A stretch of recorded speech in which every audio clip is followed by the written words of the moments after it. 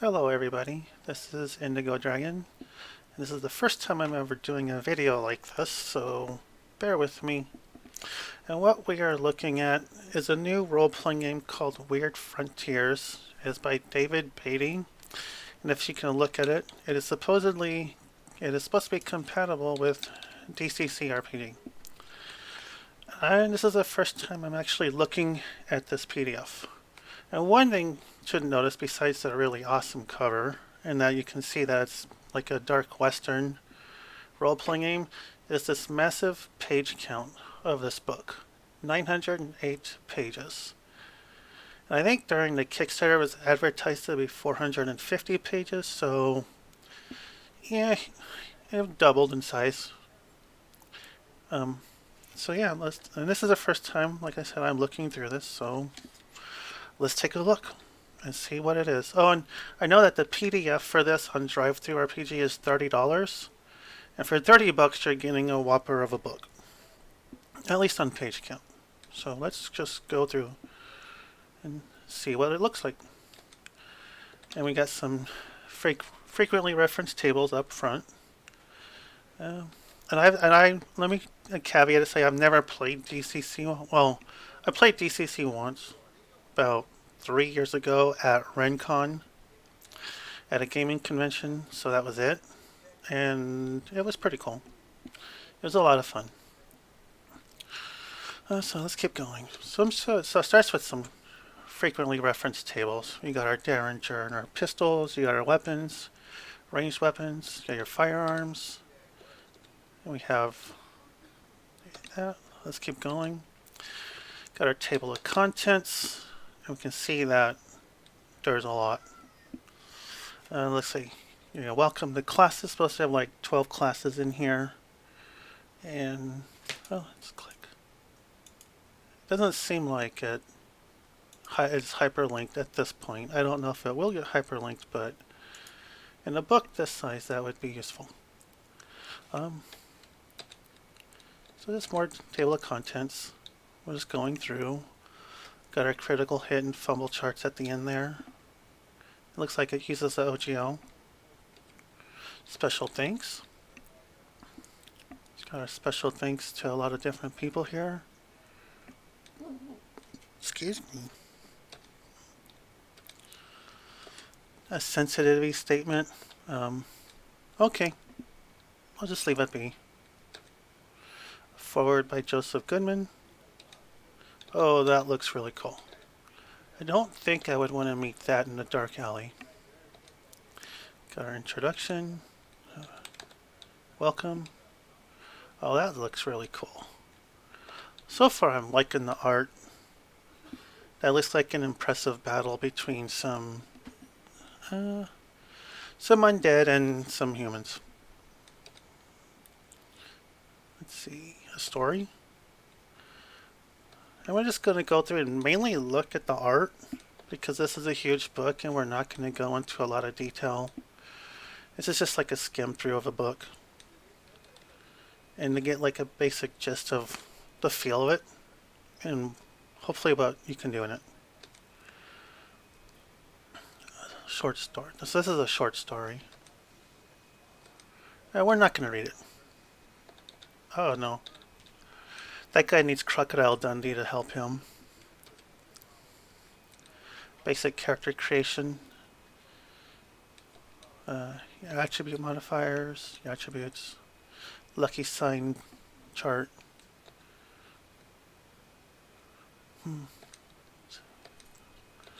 Basic occupations. I guess this is for like level 0 characters. Like I said, I've never really played DCC, so someone else who has played DCC can see how compatible this is. But so far it's looking pretty cool. An experience points table.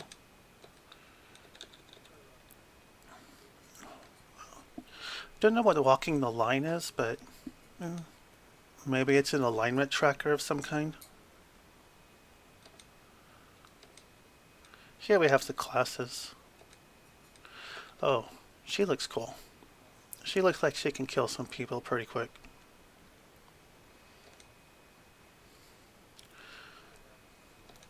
Let's keep going. More badass art. A Bedlamite class. You've lived your entire life with a certain spark of creation burning deep within your heart. Let's see, what does this class do? By spending one class Achilles stratagem. I guess it makes contraptions. This is like a gadgeteer, maybe? So it's like Achilles stratagem, contraptions is like these class abilities. Huh. That's pretty cool. Devices that bend the laws of nature. And I think a lot of people will also compare this game to Deadlands. Or this setting to the Deadlands setting. Yep. A contraptionist, a gadgeteer, a grease monkey. That's cool. I've always been a fan of crafter classes. More good art. Whoever did the art is amazing. I gotta say, this is cool. How is Calavera? Like Calaveras. I might be mispronouncing it. They speak, I guess they speak to the dead. Maybe these are like the equivalent of a necromancer. Well, let's see. Let's keep going. Let's keep going. Spell-like abilities. So they do bone dance. That's cool. That's really cool. Who wants to? I mean, I think a lot of people would want to dance with bones. Could be pretty interesting. More good art. Definitely get the feel for this game. It's dark, gritty. Lots of bullets would be shooting. Let's see. More good art. Spook show. These must be all the spells for the Calavera, or spell specific. I'm guessing. She looks like a huckster from Deadlands. Gambler. Okay, that I know what to do. That I know what to do. Well, let's see. I'm sorry for some of the dead air. I'm not really going to edit this, so I'm just going to like put this up. And let's see. Well, maybe we'll need a deck of cards for this, if only to add flavor. A gambler profession chart.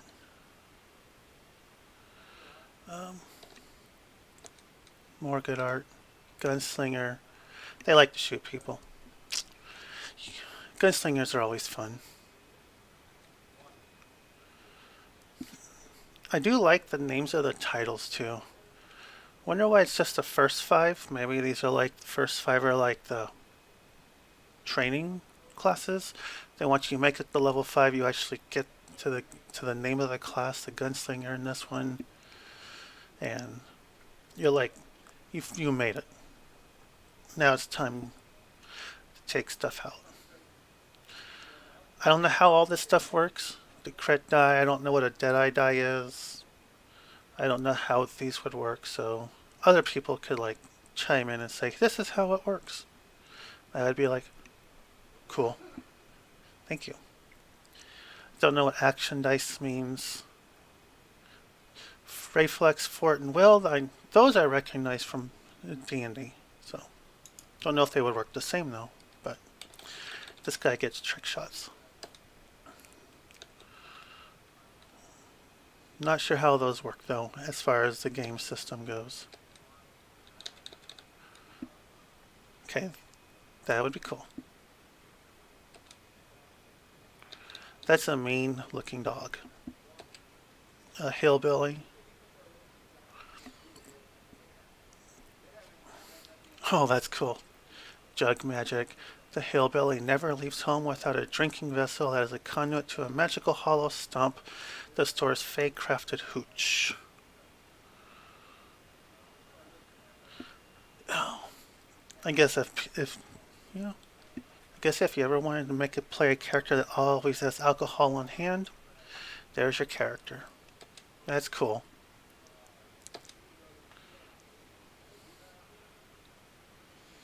Let's keep going. Ew. Who wants to... Who... No, no. That's not cool. That looks like... That guy is dead. He's about to be food. Luchador. Yep. You are a true warrior cut from a different cloth. A cloth that's stretchy and breathable. Guns are tools for the cowardly.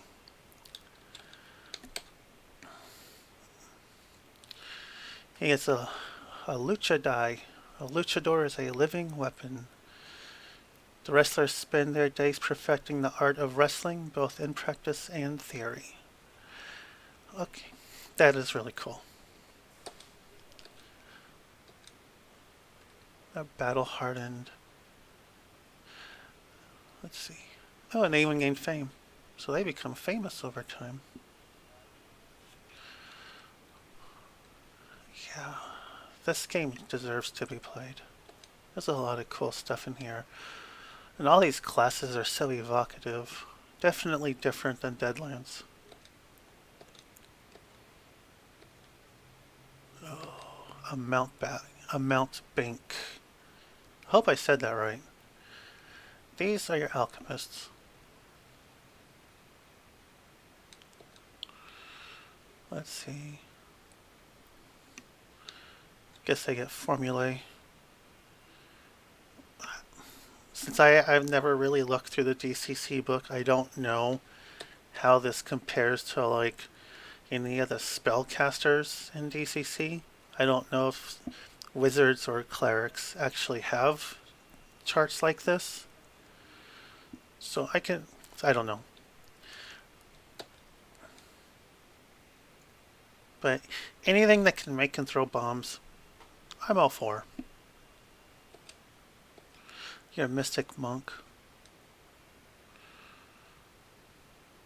That's cool. He just kicked the evil cultist creature dude in the face. Martial art maneuvers. Let's just keep going. That's cool art, but I can't distinguish certain things in it. But yeah, one thing I do notice is this guy is shooting a makeshift gun that is shooting out a punching glove and hitting someone else in the face. Cool. A cultist.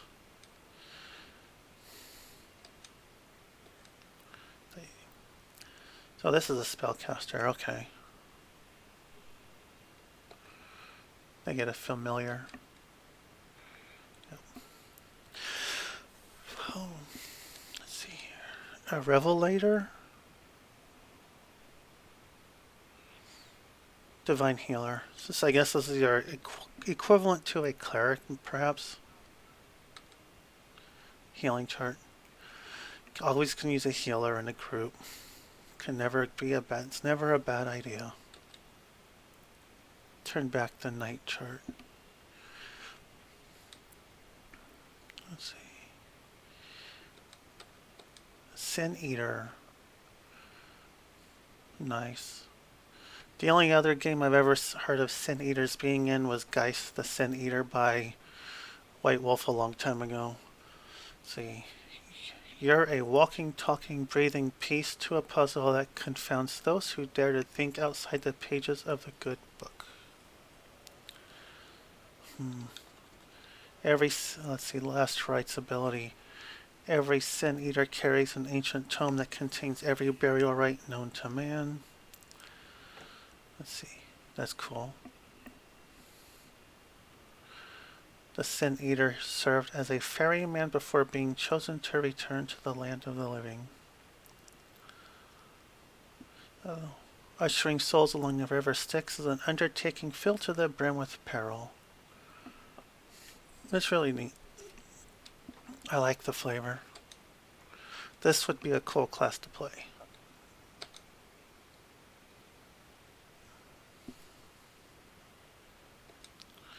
I guess river rights. Tommy Knocker. Wow, okay. They use a D14 to determine hit points at each level. That's a lot of potential hit points. Apparently there was this event called the 7 Days of Night that must have happened at some point, and that's what changed the world. Keeps getting mentioned a lot. Class abilities: beat with the ugly stick.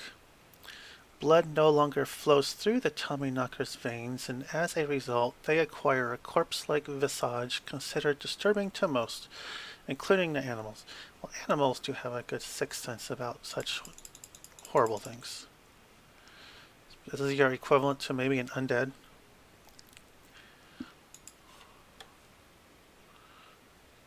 I like it.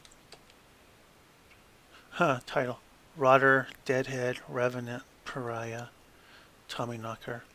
If you ever wanted to play an undead in a Western game, here you go.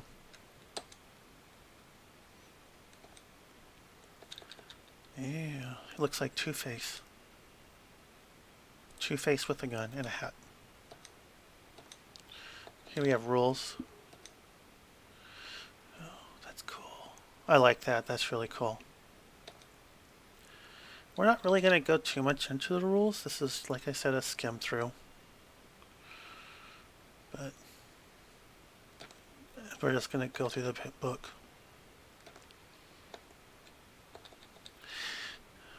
I don't know if those two in the background are just happy to see this human fleshy food bag or what.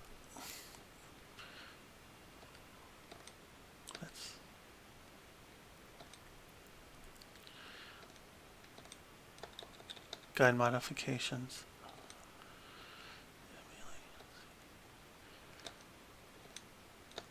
Oh, that's really cool. I like. And the rest of this is just. Yeah. The gun deck. Okay. Each player with a character that carries a firearm should have a standard deck of playing cards close at hand during play. The gun deck is at the heart of the firearms system. Alternatively, a posse not wishing to invest in a deck of cards can find free apps that will work fine but at the expense of taking away from the feel of a Western game. The gun deck helps to represent the dependability of firearms manufactured during the period. Oh, that's really neat. That's definitely bringing the flavor of the Wild West into the game. So each player shuffles the cards before session begins, and each player flips a card each time their character discharges a firearm. Flipping a 2 through 10 has no effect, so you just roll normally for a ranged attack. Flipping a red or black suited face card results in good fortune for the attacker. Face cards offer a one-time bonus to attack and damage rolls depending upon the card flipped. So, Jacks 1, Queens +2, Kings +3, Aces and Eights, a dead man's hand, spell disaster for the attacker and result in a misfire. Flipping a red joker results in an automatic critical hit. Flipping a black joker is an automatic misfire. Lady Calamity has given you the stink eye, and the character receives 1d3 hex tokens. And if you flip a red, you get 1d3 boon tokens.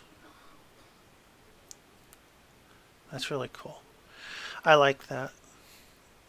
That's definitely a different way of applying a deck of cards to a role-playing game. And it's just like, oh, I'm going to shoot my gun, flip a card, see what happens. And it seems like it'd be a lot better than maybe rolling a die every time. And then I like the cards more.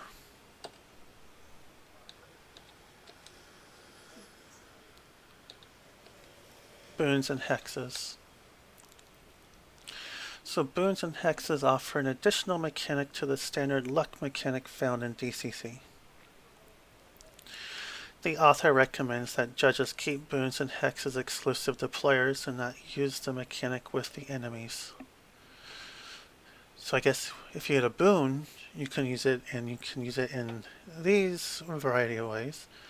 And if you get a hex, then hexes are used in this way.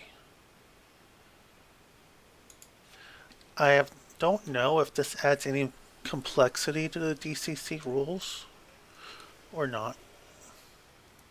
But for a horror western game, these seem pretty thematic. And of course, since it's a horror game, what's a horror game without fear and madness? Let's see. Fear table goes up to 30. That would cause some madness right there. An alphabetical list of general rules.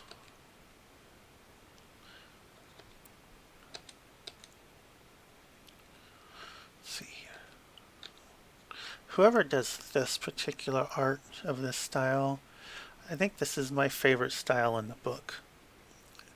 But for me, it's the style I can see everything most clearly. Everything just like, it pops to me. Magic. Oh, he looks like he burnt himself out. Get the history of magic. There's your Cthulhu right there, Nyarlathotep. The War Brothers, 7 Days of Night. This keeps coming up, 7 Days of Night. And hopefully there's somewhere, I probably skipped it, which actually says what the 7 Days of Nights were.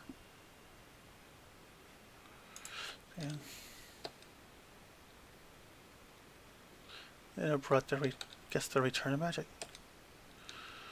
Arcane checks. Rules of magic.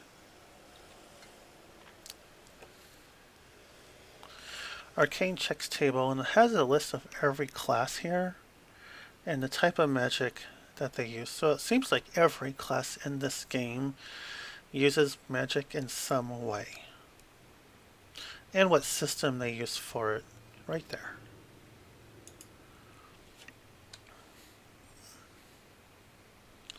Seems like it's all very thematic too. Construct devices for the Bedlam is constructs devices and fuels them by force of will. They use cure checks. The Calavera, spell-like abilities learned from the restless dead wandering the spirit ways. They use spirit craft. The Gambler, spell-like abilities that use a deck of playing cards or that affect chance. I don't know if it should a affect or maybe effect, that effect chance, affect chance. Nothing to get too nitpicky over. The Hillbilly, spell-like abilities that rely upon a musical instrument or an enchanted jug of hooch. I like it. Always wanted to play someone who was permanently drunk and actually get bonuses for it. The Luchador, spell-like abilities that rely upon a unique spirit mask. The Mountback, brews magic formulae that rival even the most powerful spells. Brew checks. The Mystic Monk, get chi disciplines that focus their martial powers. The Occultist harnesses ambient arcane energies to fuel traditional spells and rituals. The Revelator acts as a vessel to channel divine energy used to perform miracles, and the Sin Eater uses ancient rites learned from the original ferryman himself to aid the shepherd in escorting precious souls through the afterlife. I wish this table right here was also in the class section. It's kind of like a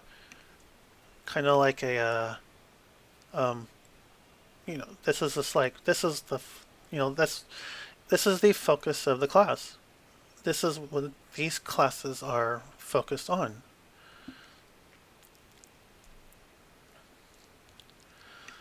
And, I think Or even if every class had just like this little part right here in their class description, you know, that's really cool. I wish this chart was in the class section too.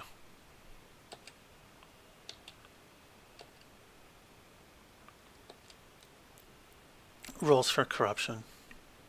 It's gonna happen in this world. It's gonna happen. I would prefer minor corruptions over major corruptions though. Major sounds bad. Okay, I'll take major over graders.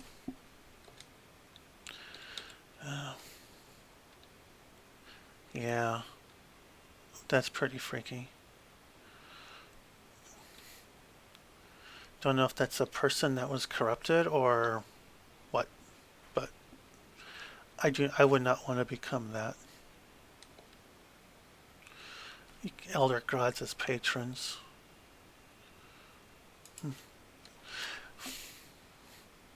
Let's see. Yeah. Mercurial magic table. I don't know how these tables work. So other experts of DCC can educate me on that.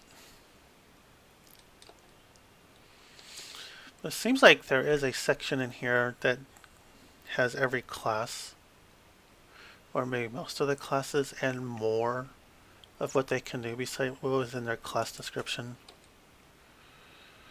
I filled up 900 pages with something.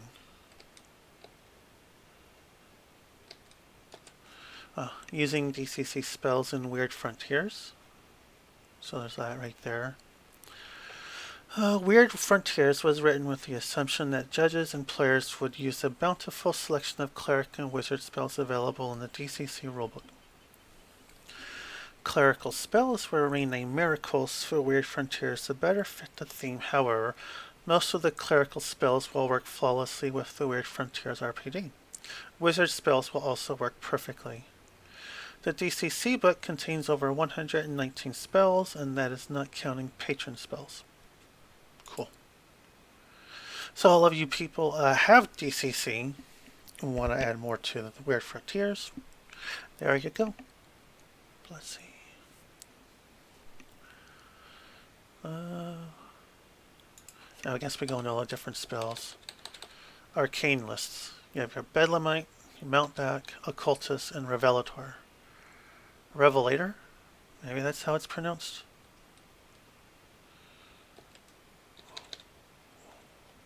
Wondrous. Let's see. So I guess the Bedlamite would probably be Wondrous Contraptions. How does this work? And let me see. So if you wanted to use the bronze head of the prognosticating phrenologist, that's a tongue twister. So I guess this is level, range, touch. I'm going to just touch you and do this. Here's the description. I'm just guessing. Manifestation. So you roll that, but when I guess you are doing a spell check, you roll a die, and this is the result. I'm assuming. So if I rolled a 1, malfunction, but if I rolled like an 18 and 19, then this is what would happen. The one time I did play DCC, I did not play a spellcaster, so I was not paying attention. I think I played a warrior.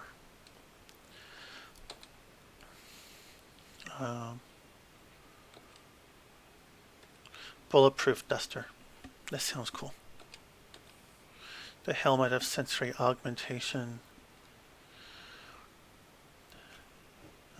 This helmet improves and expands the senses of the Bedlamite using it, allowing them to perceive the slightest changes in their surroundings and even to look into extra-dimensional frequencies as they improve the device. Oh, there's so much cool flavor in here. You know, all the art, the names, optical displacer, servo arm, all these names are just like so cool. Spring-loaded pugilist. This is your boxing glove attached to an extensible arm. Oh, that's so cool. Just all the names are just like, to me they just sound very evocative. This is probably where the biggest chunk of the pages come from. Oh, it's the bird from Clash of the Titans.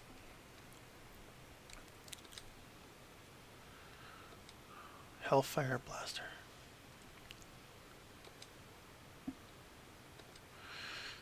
Hypnotic Goggles. And if all four of those classes have like an equivalent amount of spells, yeah. Well, there's a reason why this book is huge.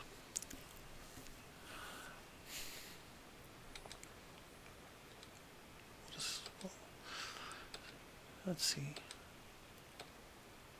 Zalderberg's Bug Bomb. Let's see.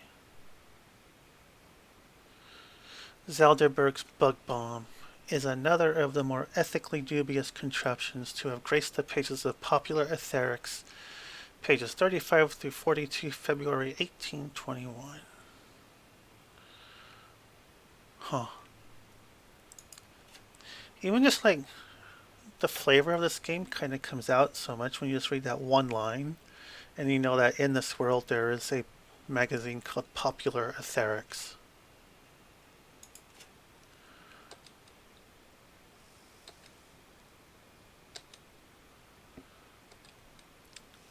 Yeah, and this was a Kickstarter. I did back it, but I backed it at a low level during the Kickstarter, but after that I did upgrade so I could actually get the book. I don't think anyone expected the book to be this big. It's just, I bet this book could stop a bullet.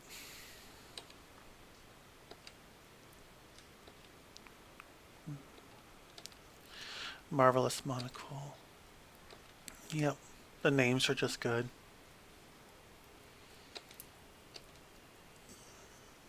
Oh, portable safe. There's like your bag of holding equivalent.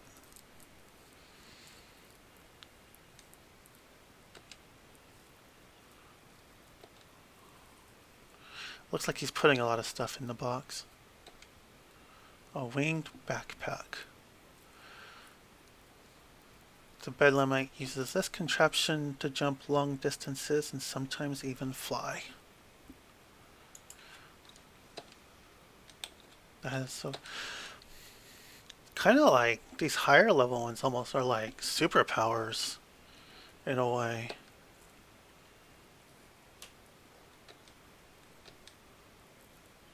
Oh. Flying Stallion. That's... yeah. Ghost Suit. Mechanical Steed. Yeah. As much as I like Deadlands, I think I might like this one more now. Or I might just steal stuff from one and put it in the other. Misting Canister. A pneumatic apparatus of vitality. Soul Furnace. Ooh.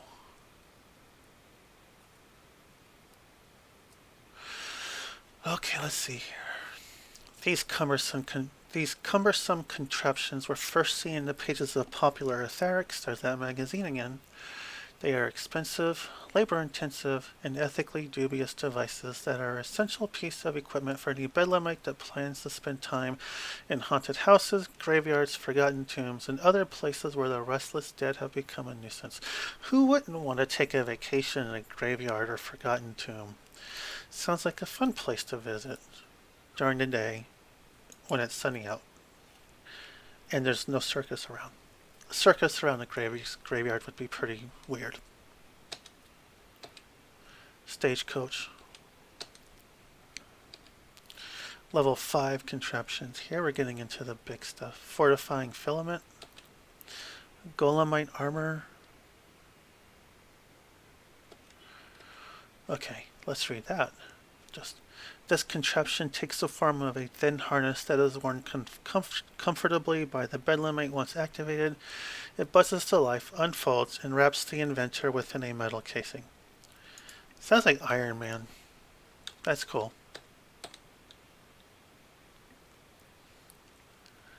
And I bet all these malfunctions are not good. I bet they're not good at all. But a graviton glove.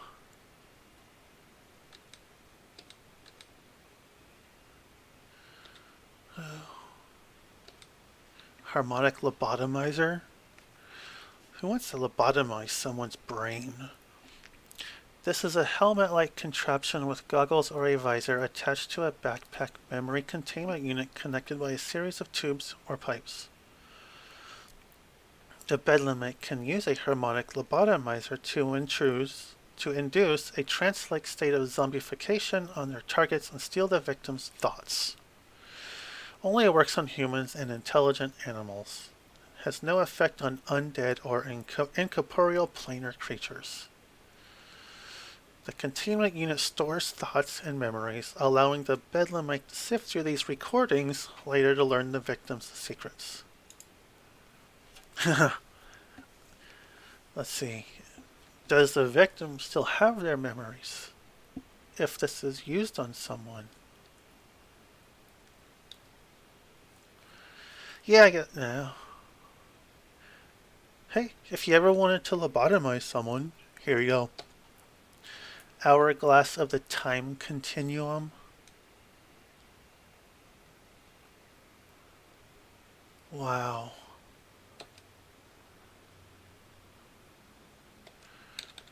This sounds like it came from Doctor Who for some reason, but it's not a phone booth.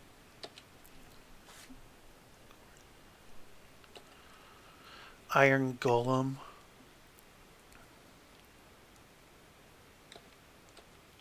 Lifestealer. The bedlamite gets some cool shit. The Lifestealer is a contraption which looks like a Tesla coil, but instead of producing a high voltage, low current, high frequency AC electricity, it scans targets and generates a resonant frequency which matches the target's natural frequencies. It acts as a capacitor, stealing and storing a target's life energy, hit points or abilities, which can then be redistributed to other targets after being recalibrated to their unique natural frequencies, which occurs automatically. Of course, undead, or those without a life force, such as non-living constructs, are not affected by this contraption.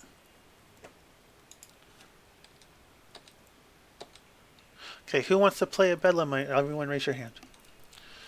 Marvelous meteorological mechanism. Blech. That's a hard one to say. A weather control device. Portable fortress.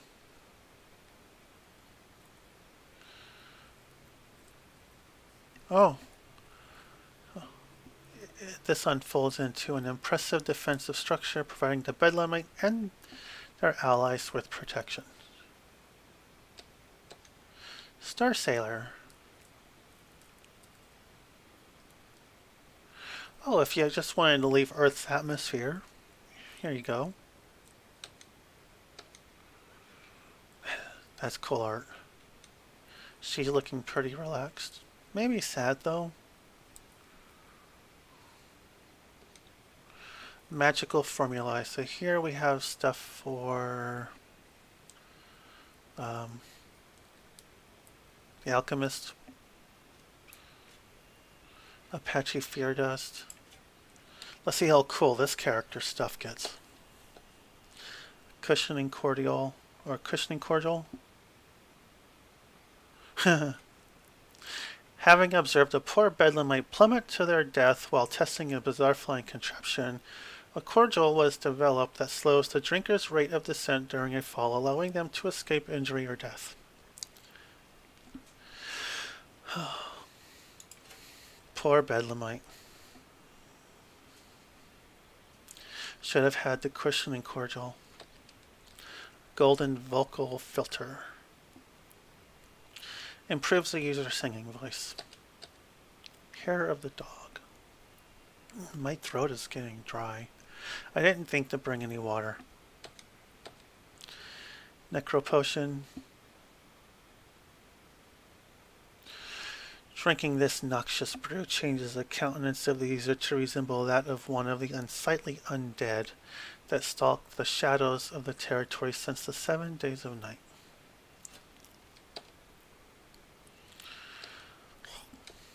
Snake oil. We don't trust those people that sell that. Snake oil salesmen? No, we don't trust them. Surrey Superferic Elixir. Tympanic Tincture. Wyoming Whiskey Cure. The Wyoming Whiskey Cure transforms water into a premium whiskey. It is basically a cure for your water not being whiskey. Okay, that's a spell I want on my side. That's cool. If you roll high enough, you can actually sell it. Roll a 22 to a 25. A gallon of water permanently becomes premium whiskey with a value of $50. The hillbilly will also be your best friend. Level 2 formula. Creepy Peeper lozenges. Ew. The user of this lozenge goes through a series of physiological changes as optic nerve, muscle, and suspensory ligaments detach, allowing the sight-giving organs to dislodge for remote viewing. What the hell? Wow. Manifestation. Roll 1d4. The user's eyes begin to bulge in a terrifying manner as they escape the orbital sockets they call home. Okay, this is what you need at every Halloween party. Chameleon's Brew.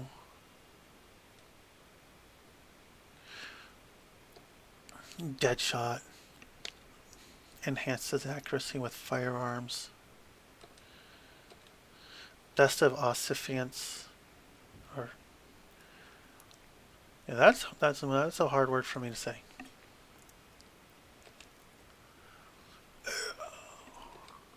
Elixir of the Comet. Libation of the 49er.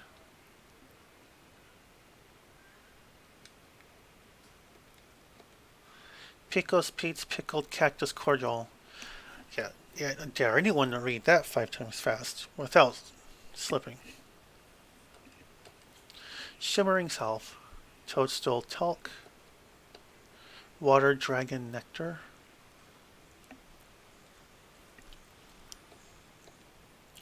Chuchulane's Blood. I definitely think I mispronounced that.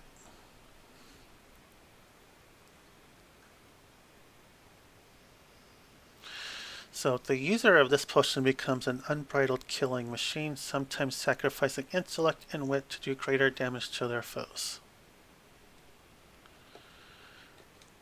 Devil's Own Luck. Dit the Jow.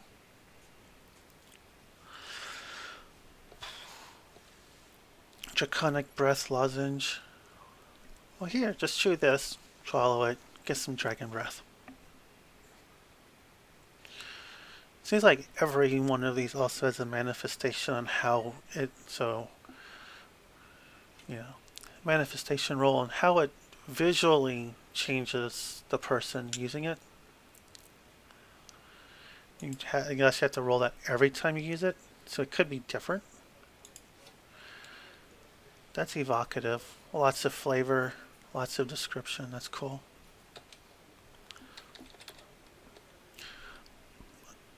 No one should kiss him at the time. Drought of Quills. Libertine libations.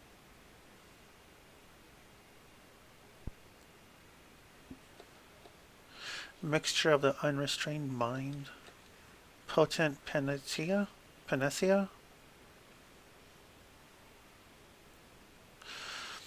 Users that imbibe this bittersweet formula instantly feel rejuvenated, both mentally and physically. Not only do physical wounds seemingly vanish, but more potent brews are rumored to cure more serious maladies. Oh, cool. So that's your healing spell. Sensory Salve. Spirit Brew. Basil's Malleable Mixture.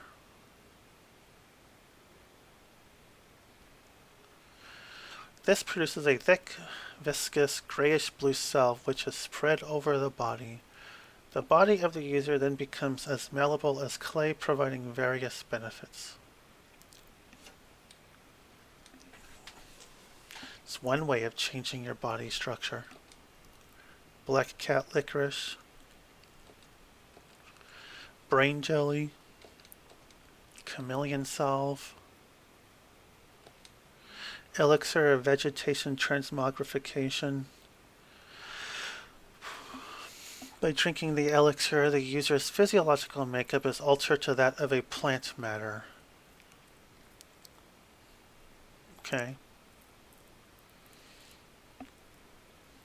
I'm sure that has its uses. Hyde's Brew. Ooh, Dr. Jekyll, Mr. Hyde. The user transforms into a dark and sinister side of themselves. I don't know if that would be a good idea. I guess it depends on the person taking it.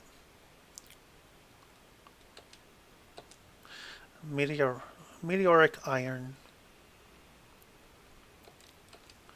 Nightmare Fuel. Designed to be eaten by a writing and usually produced in the form of a sugar cube. This brew alters the mount into a brave, combat-hardened beast, possibly gifted with uncanny abilities from beyond this world. When this formula is brewed, the user can choose any successful result equal to the formula result check or lower. Come on, make it glow fire too! Then we have Ghost Rider.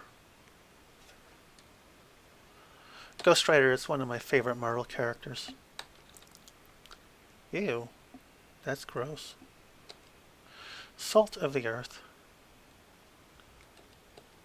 Tonic of Elasticity. Temporary Mr. Fantastic stretching powers. Got it. Libation of Mind Theory. This is a level 5, so... This formula allows the imbiber to hijack a target's mind, potentially seeing what they see and even controlling their body with a particularly potent brew. Should the user be able to administer just a drop of the formula to the chosen target, their safe suffer a -2 modifier against any of the effects of this libation. More mind control stuff. Lozenge of Homuncular Manifestation. Oh, this lets you trigger the birth of a clone. These level 5 powers are really powerful. Libation of Animal Communion. Multiplication, Libation. This lets you clone yourself. Filter of Delayed Death.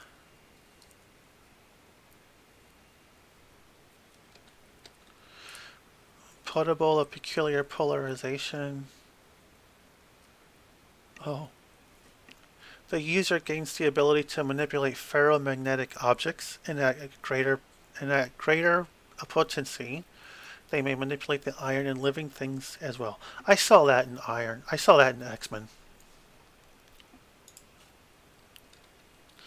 I'm just going to strip the iron from your blood, and then you're going to have some problems. Serum of Blood Children. Ew. The user imbibes this viscous syrup, which immediately forces a violent regurgitation of several clots of blood. These clots develop into a bloody brood of various forms. These horrific, mewling creatures protect the user against any threat. Well, at least it's not like Children of the Corn, then. It's still... This sounds just as bad. Who wouldn't want blood children to protect them? Shadow Potion. Stardust. Transmogrification Decoction. Now we're getting on to miracles.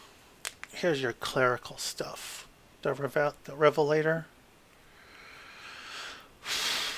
Blinding Faith. Doubtful Soul. Flames of Truth. This one allows the character to discern truth from lies with those they encounter. In extreme cases, the flames can scorch the sinner. That's also something Ghostwriter can do. Fortitude. God's Sight. Holy Sponge. The Revelator manifests a sponge with holy curative powers capable of healing wounds, diseases, poisons, and other maladies from those that are faithful. So if you're not faithful, you don't get it. A Righteous Symbol. Sanctify. Shield of Faith. Tongues. That nun looks badass. I would want her on my side. Angelic Arms. Eyes of the Chosen. Flaming Scourge. Healing Rays. More healing stuff. I like this guy. Want this guy on my side. Martyr. North Star. Nourishment. These names are not as cool though, gotta say. Venomous Reprieve. Witch Ward. Yeah. Those people are missing their faces. Avenging Angel. Oh. This one lets you summon an angel and fight for you. Borrowed Grace. Godspeed. Heavenly Lights. Holy Gaze. Mark the Sinner. Mask of My Enemy. Obeyance. Let's see. Rock of Ages. Dire Revelations. The target of this miracle is lashed with nightmarish visions showing a version of the hell that awaits them in the afterlife. That will probably affect everyone who lives in this weird, dark horror Wild West. I think everyone will have some bad nightmares after a while. Foresight. Geyser.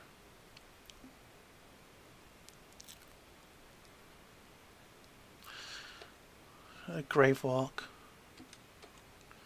Immunity. Miraculous Growth. Rainbow.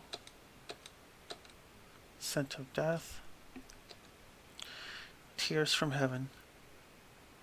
Does this summon rain clouds? The Revelator utters one of their favorite passages and fills it with their inner faith.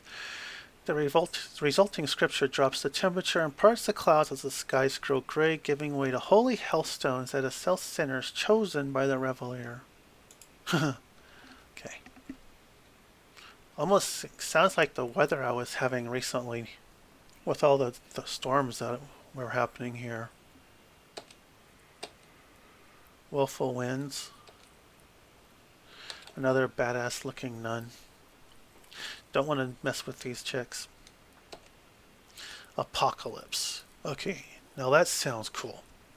Who doesn't want a good apocalypse? The Revelator dives into end-time related scripture using the fires of their inner faith to summon the aspects of the four horsemen of the apocalypse. Note that all horsemen of the apocalypse are immune to all attacks except banishing magic. Each horseman has a base +5 to all saves. Okay. Yeah, that sounds pretty apocalyptic. So let's see. And it looks like which horseman comes depends on how well you roll. Bone to dust. At least these sound really cool. Or some of them. Hankering.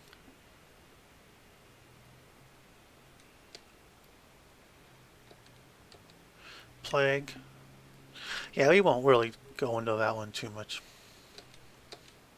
Rapture. Rebuke. Regenerate and banish. Rising Sun.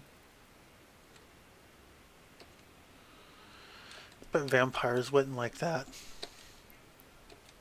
Summon Elemental. At least their level 5 miracles are really cool. But, and normally I do like to play clerics when I play in fantasy worlds, but in this game I don't think I would want to play this class. I'm going to let someone else take on the mantle of being the miraculous one.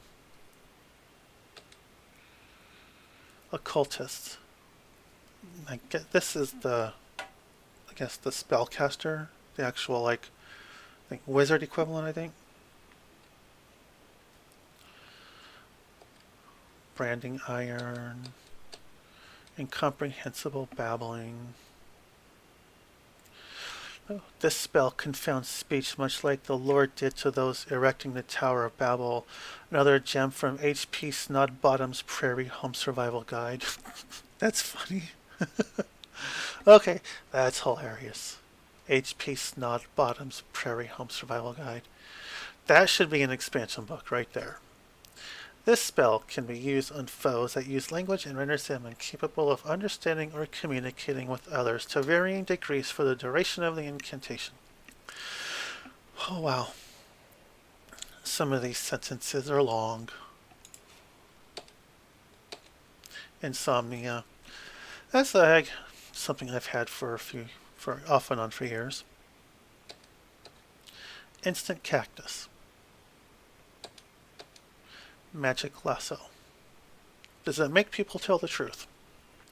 The caster pulls energies from the winds of magics and shapes the raw essence into a lasso. It says nothing about making them tell the truth. Let's just do that. That's a little disappointing. 9 lives. Forms an arcane field of protective energy that serves as a buffer from fatal blows. Why wouldn't you just call that Force Shield or something? But 9 lives is pretty cool. Obscuring Mist. Rending. Ricochet.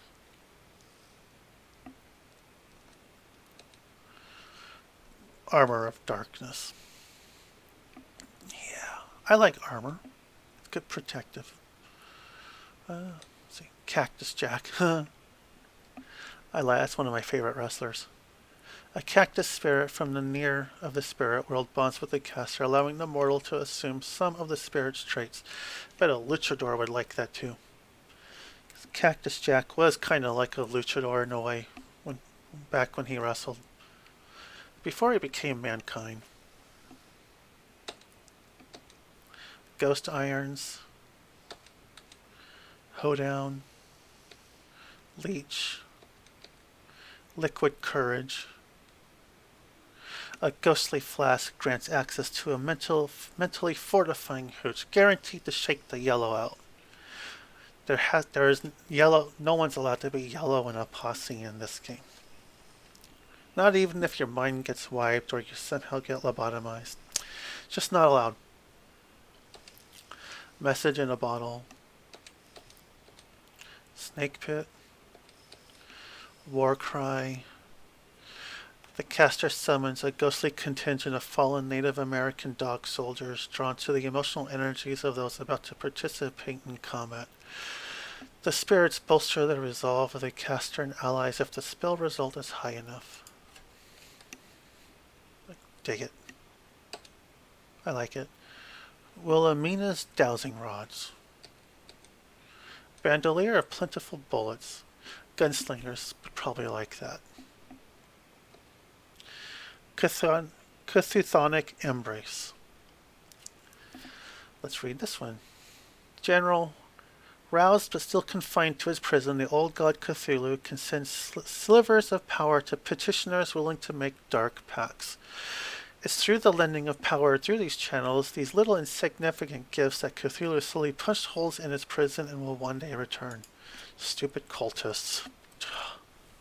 They don't know. They don't know what they're doing. They're going to end the world someday. Dust Devil. Gallows.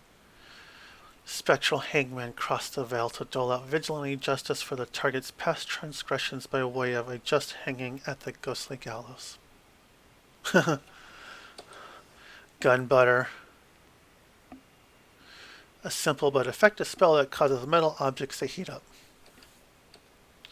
Necrotizing touch. It's going to drain your life. Paroxysm. Another spell from the HP Snodbottom's Prairie Home Survival Guide. Wonder who this HP Snodbottom it was. Resistance. A caster grants the target resistance to various forms of energies and potentially even magic. But it's random. So you cast a spell and it's just random what you're resistant to.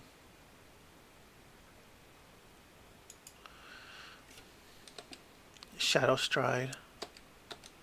Tumbleweed. Air in the Lungs. Baylor's Evil Eye. Bone Collar. Calaboose. Chickabiddy Legs. Etiolated Psyche. Folklore. Knucklebones.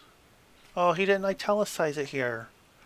Another chestnut from the pages of H.P. Snodbottom's Prairie Home Survival Guide. Yep. That needs to be italicized. This incantation allows the caster a chance to steal luck from others by getting them to roll the knucklebones against fate, metaphorically speaking. Shouldn't be a metaphor. It should just happen.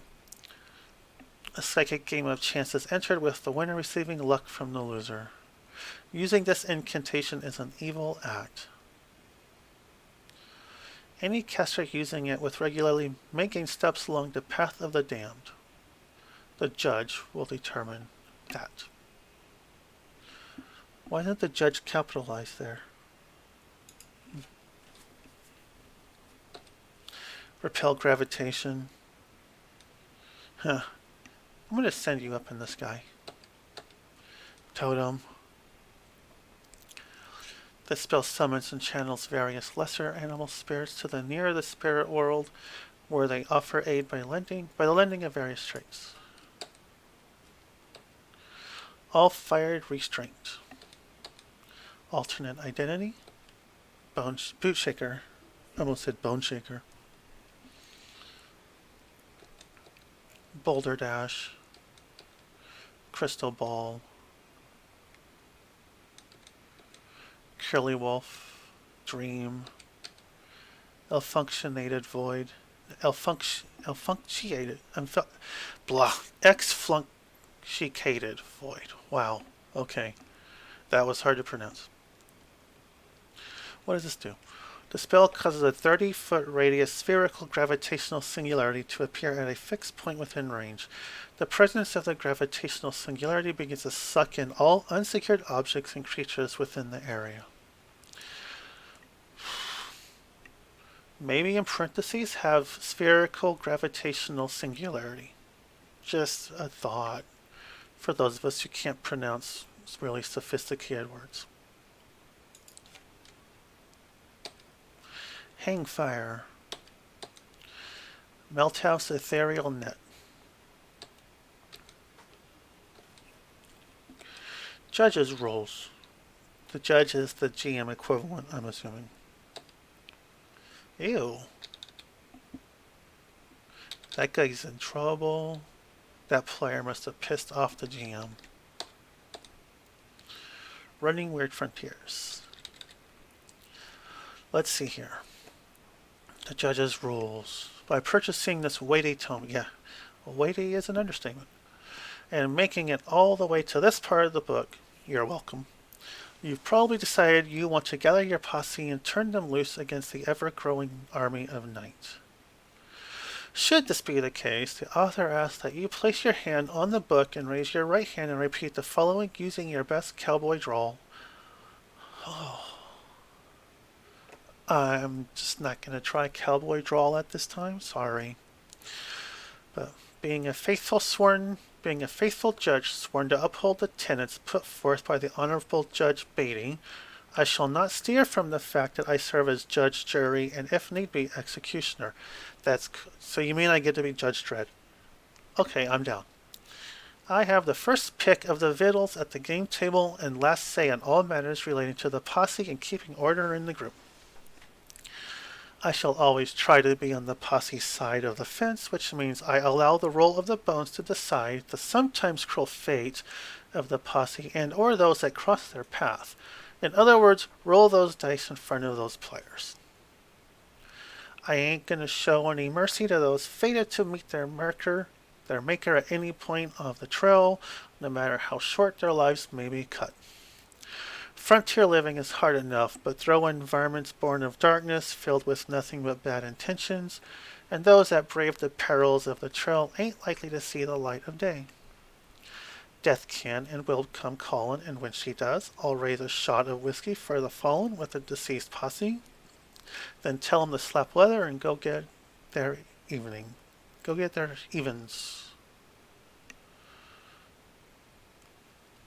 This book will serve me well at keeping the law, and will serve as a guide that'll help keep the posse riding the trail as best they can.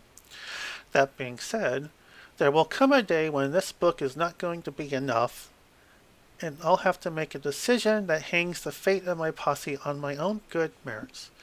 I promise to be a fair and honorable judge that deserves to preside over the posse and all the wood boogers out to eat their faces off. Okay, the fact that there will come a day when this book is not going to be enough is kind of funny with it being 908 pages. What did you forget? There now. Pour a shot and take some pride in the fact that you're now an official judge over the dusty trails of the weird frontiers. I really think any time you see the word judge like this, it should be capitalized. Just a thought. Just like the capital J puts like that serious emphasis in it, like you are the judge. Almost made a Judge Dredd comment there too, but I didn't. The current state of the land. Here we just have the GM's chapter, the Judge's chapter, what the state of the world is like. I'm not going to read it all, not at all. My voice is drying up. Life on the Frontier, map location notes. Definitely a modified 1800s Weird West. Definitely not the same as Deadlands.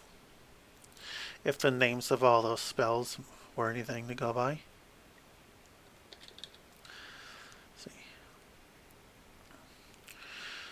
Almost 90% of Georgia is overrun by an army of shambling dead folks whose numbers don't seem to diminish. Indian territories, that's cool.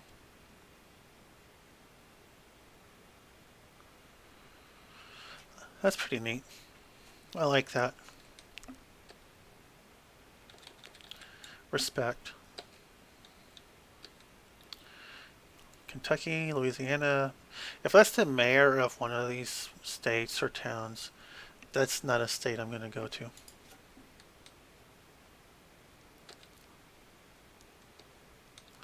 Oh, that horse is looking terrified.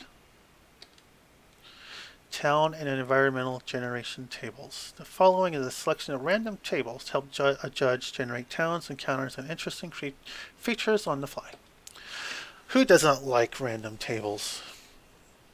I think this is a staple of the OSR, from what I've gathered about the OSR anyways, and do-it-yourself stuff.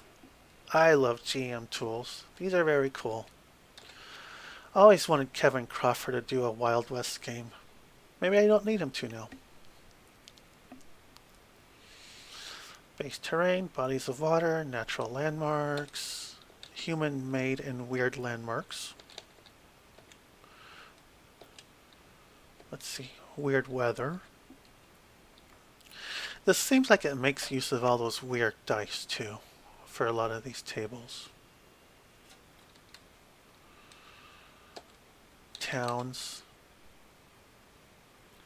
Types of towns. What's in a town. Points of interest. Even if someone did not want to play this for this, if you were like a big Deadlands fan, this book would really help as far as, I think, just evoking more flavor in your Deadlands game. Probably give you some cool archetype ideas for new Deadlands stuff too with these classes.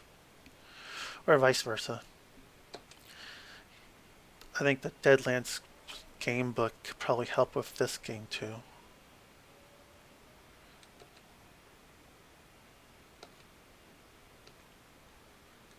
I like this. Random town generator. Yeah, that's cool. Places of interest, and here's like the list of all that. Generating NPCs. Okay, background, appearance, and quirks. Personality quirks. These are the 1d24 for this one, 1d30 for that one. I like how it's using the different dice. A sample town, Ash Bluff, circa 1870. Wonder what year this is set in.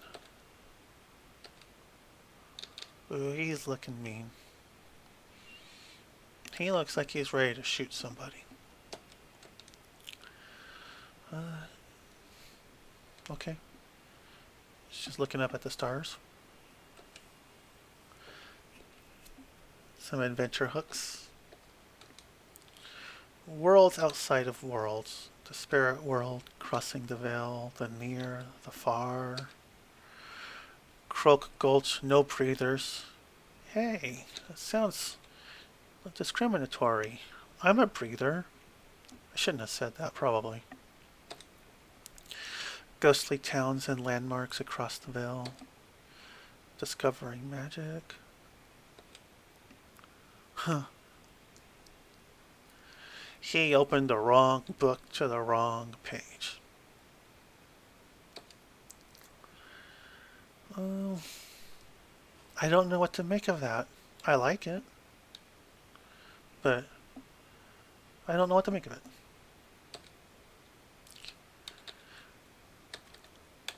Cthulhu? Maybe he's just visiting to say hi. Maybe he's not going to destroy the world this time. Dark Patrons. Ew. Sucks to be him. Vogdlub, the mother of all slugs, snails, and worms. Ew. Who wants a slug god as a patron? I guess he'll have a patron taint in a spellburn chart. Some patron spells. Glorious glistening slime of the slug god. The cosmic will of Volkslub. If I am mispronouncing that, I don't care. Shub Niggurath, also known as the Black Goat of the Woods with 1,000 young. Are all of these like from Cthulhu, or the Cthulhu mythos?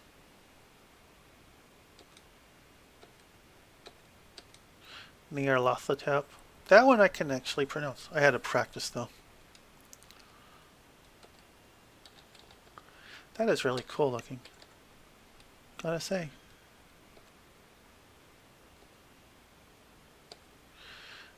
Tezcatlipoca. Texas. Yeah, I know. Pronunciation guide, please. One of the central figures in the Aztec religion. Teza, we'll call him Teza. It's the god of the night sky, god of ancestral memory, god of time, the lord of the north, and another face of Nyarlathotep.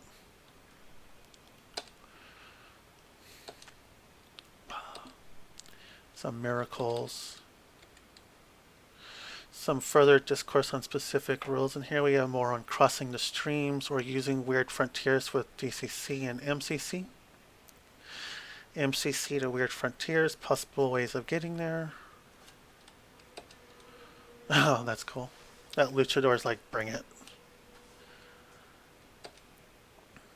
Weird frontiers to MCC. DCC to weird frontiers. Boy, those fantasy characters just don't know what's in store for them in the weird frontiers. But I think they would do just fine. Downtime, or how do you spend your loot? A carousing table. And this is a D100. So if you roll a 1 or a 2 after carousing, you awaken naked and afraid. You lose all money and gear in some desolate part of whatever territory you're currently traveling and 1d10 miles away. Strange tattoos cover your body, and your brain is devoid of any memories save that of taking a hot bath during a break from the trail. Unbeknownst to you, the unwanted attention of Cthulhu and his dark followers have fallen onto you. What did you do? They've seen you and your allies standing in the way of the eventual conquest of all living things, and wait for that fateful day. You've been abducted and corrupted. A seed now sleeps and waits patiently, gnawing at your soul until that fateful day when you betray your friends. Judges, here it's capitalized appropriately.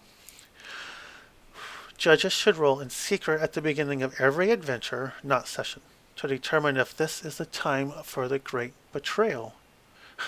There is a cumulative 5% chance per level that you're going to serve as a summoning vessel for a star spawn of Cthulhu.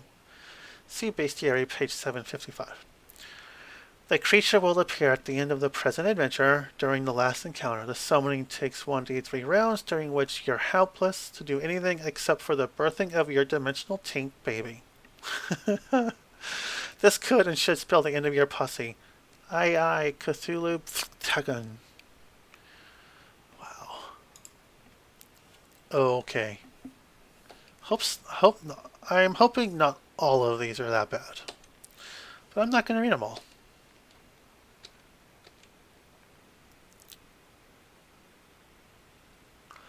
Oh. Let's go to the opposite side. Let's read 99 to 100 though. There are those that play small roles in the unseen game between the light and the dark. And then there are those destined to play a major part in the war for humanity. Lady Luck, a benevolent goddess, watches over the comings and goings of Earth's brave heroes and has taken a particular shine to your hide. Your part in the story is yet to be revealed to you, but you feel destiny tickling your bones when things get rough and you make it out by a scare.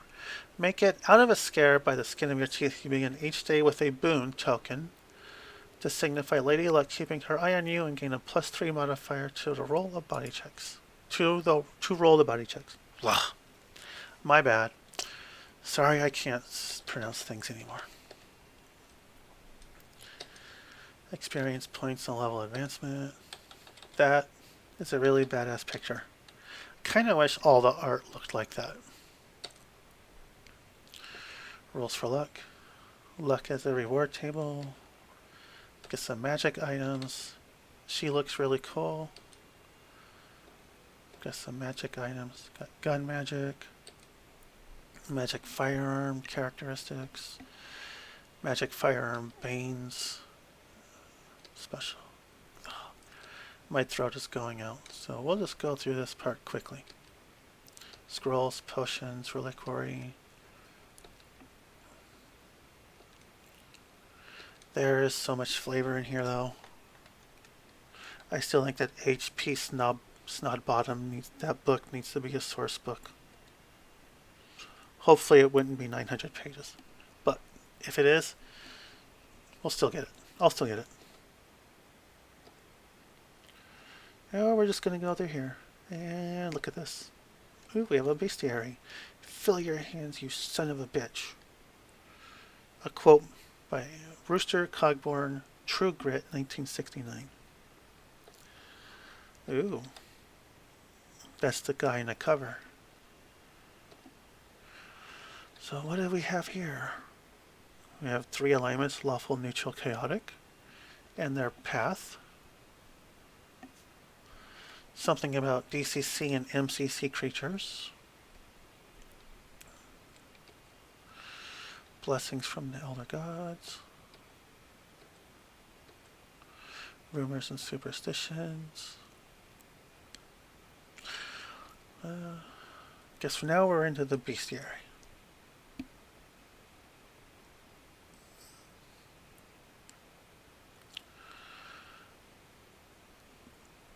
I have never played much of an OSR game before. I never really did play any edition of D&D before 3rd edition. So these stat blocks are they look small. I pretty much get it, but I honestly couldn't gauge how lethal or non-lethal these creatures are.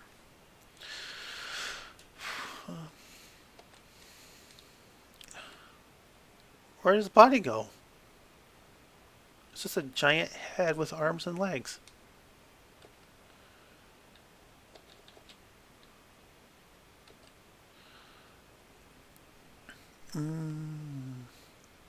Oh, it's a giant 2-headed snake. Yeah, I'm not a fan of giant snakes. Just not a fan of giant snakes. Especially after seeing that video of the giant snake in Florida swallowing a crocodile. Just not a fan.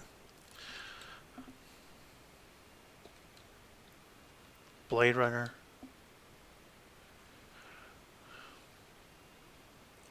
So it's like a dangerous roadrunner. Bunny up.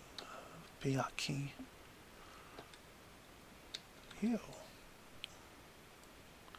That luchador is going down. Ew. I guess not every cactus is friendly. Devil Snare, Hellbloom, Johnny Walker, Prickly Simon. There's a lot of cactuses here. A lot of cacti, I should say. Skeleton grass. Gino. Looks like a big, giant, undead-looking thing that's sneaking up on these unsuspecting people that made camp, and someone's strumming a guitar. Maybe they're just here to say hi and dance with the music. It's possible. Children of Yig. Chupacabra. Cold Devils. That I can pronounce. This I cannot pronounce. Pronunciation guide would be nice. Cold Ones. Color Out of Space. Crawling Claws. Crawling Wounds. Yeah, my voice is going out. Cyclops.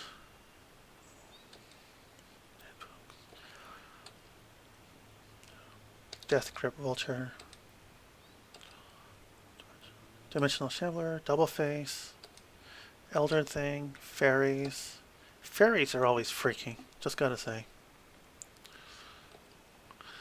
black dog, dryad, fairy huntsman, joint eater, leprechaun, pixie, fairy food and poison.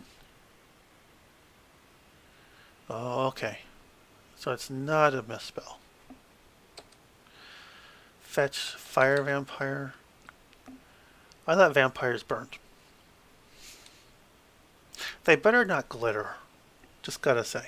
These better not glitter. Flesh communion. Fisher from outside. Flying heads. Flying polyp. Foo dog. Ghast, ghost beings of Ib. Ghouls. Mythos ghouls. Shaman ghoul abilities. Glassweb spider. GKs. Golem. It kind of looks like an Iron Man golem. Grave wraiths. Okay. That's cool. This is my favorite style of art in this book. It's the art that pops the most for me. Although, if I was that person, I would be really freaked out seeing all these dolls or children dolls, you know, coming at you like that. They're looking a little cannibalistic. Yeah. I would run. I would not be staying there.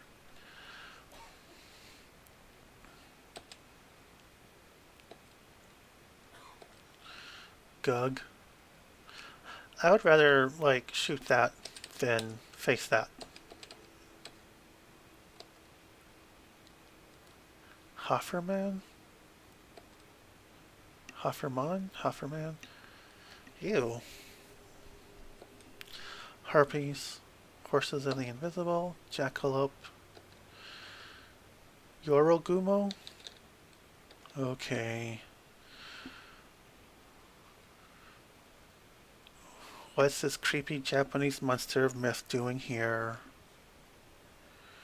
Shape-changing, man-devouring demon. No, thank you. I don't want to deal with them. A lake monster. Oh, man. What's with these people not aware of the monsters behind them? They are definitely not making their perception checks.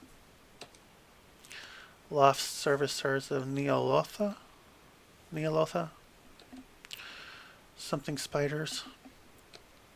Malformed. Marsh nymph.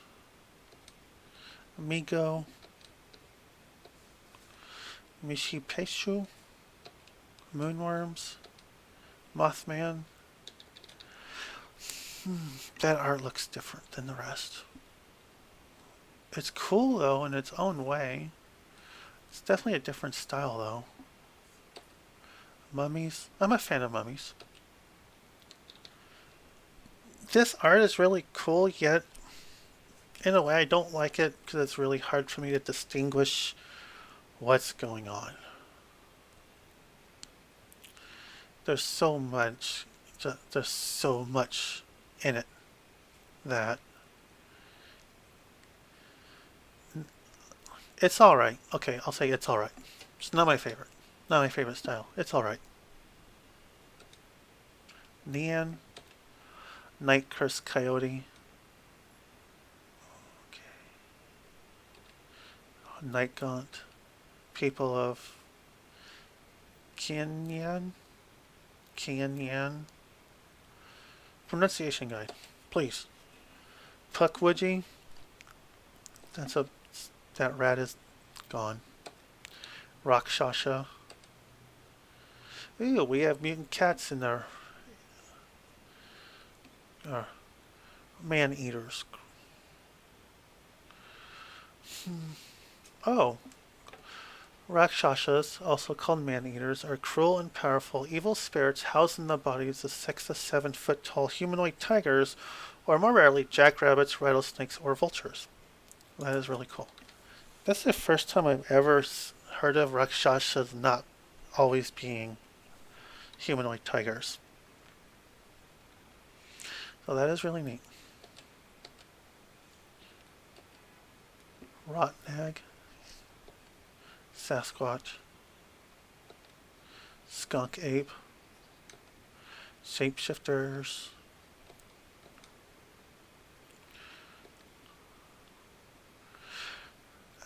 Owl Woman, Shogoth, Shoujo, Skinwalker, Skookum, Spawn of Yig, Star Spawn of Cthulhu, The Hidden Ones, Terrors from Beyond, Tindalosians,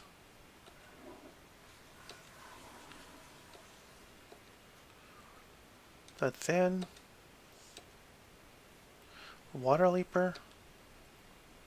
At least that guy made a perception check. Werewolf. You gotta have werewolves. Vampires. You need those too. If it's a horror game of some kind like this, werewolves and vampires are kind of necessary. No, they're not kind of, they are necessary.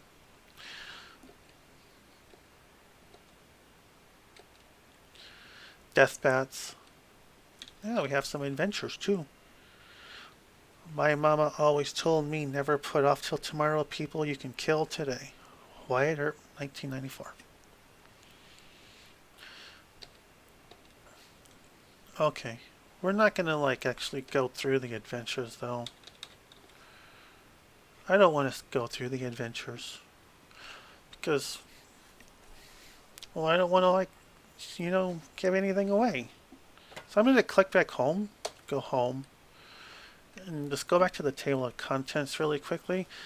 That is one of, by the way, this is one of the coolest covers I've seen on an RPG book in a long time. Whoever the artist is for that one did really good. Credits. Does it say who did the cover? Does not. Just has a list of names for contributing artists.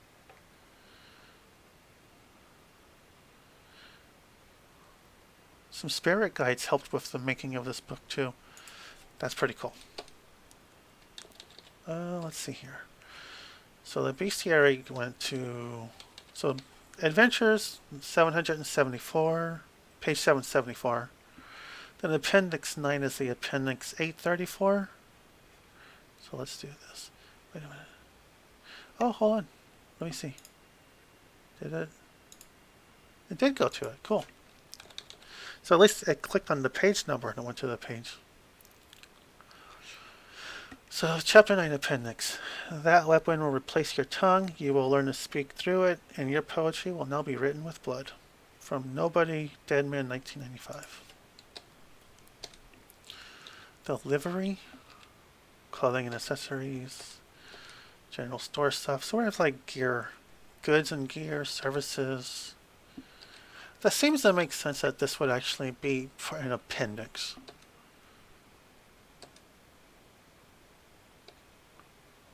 Just all that stuff in the back. Advanced firearms. Different rules for different kinds of pistols and shotguns and all that. Firearms.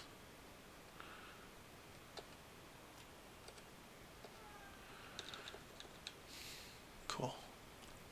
I like it. Let's see. You need a good list of firearms for a Wild West game. It's just part of it. You just need them.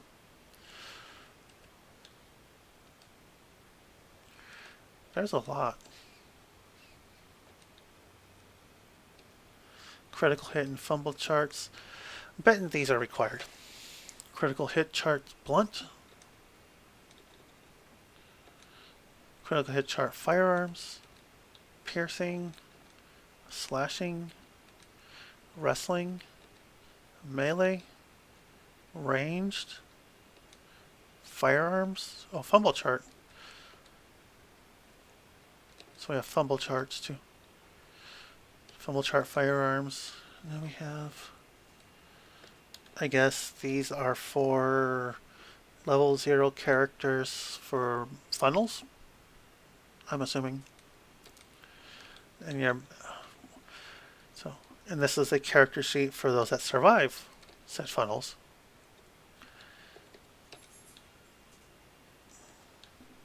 Our heartfelt thanks to all those who helped blaze a trail for Weird Frontiers. That's really cool. Stuff like this is really awesome. They all look like they had a lot of fun. I don't know who any of these people are, but I think they made one hell of a really cool Western game here. So they all deserve credit. More pictures. Got your OGL. Thank God this book has an index. And a list of tables. Advertisement for other stuff. Huh. Do it yourself. Scope out some cool stuff. Or whatever. Yep. Some DCC advertisement. I have the PDF for this one, I think, somewhere, maybe. I can't remember. I'm a post-apocalyptic person, and a lot of times I'll just buy post-apocalyptic stuff because it's one of my favorite genres. More advertisement, more charts, and that's the back. So yeah, we just skimmed through the entire book, and I don't know if I just think I'm going to, when I stop recording this, I'm going to just drink some water. Let's see here. We will read the back, though. Welcome to Weird Frontiers. Hope you survived the ride. Things have gotten plumb weird since the events of the 7 Days of Night brought an end to the war, revealing the presence of an evil thicker than the darkest molasses that'd make the devil himself blush. You can turn tail or take the fight to the night, and you ain't about to be called yeller. So saddle your horses and clean those irons, 'cause there's something slithering across the dark frontier, and it's dead set on making victuals out of you and your ragtag posse. The Weird Frontiers RPG is a standalone Weird West role-playing game influenced by the works of Lovecraft and folklore pulled from all over the world.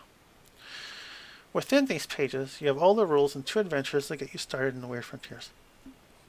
I think by going through the book, you did see where they pulled from folklore throughout all over the world. You did see in the bestiary something from Japan. You saw it from different cultures. You saw twists on things that are kind of common, like the Rakshasa. I think the classes are really cool. I like that every class is touched by magic in some way. I like that this book had stuff in it on crossing the streams and merging the streams if you want to combine or cross over characters from DCC and MCC with Weird Frontiers. I think that was really cool. And I like the fact that this book it's a bullet stopper. 908 pages. That's huge. It's probably the biggest core rulebook ever made. The names of the spells were flavorful, especially the ones for the Bedlamites. I think Stiff Whiskers Press made a really kick-ass game here. And with that, I am going to call it a day. And good night, everybody. I hope I wasn't too boring. And so you all have a wonderful day. And this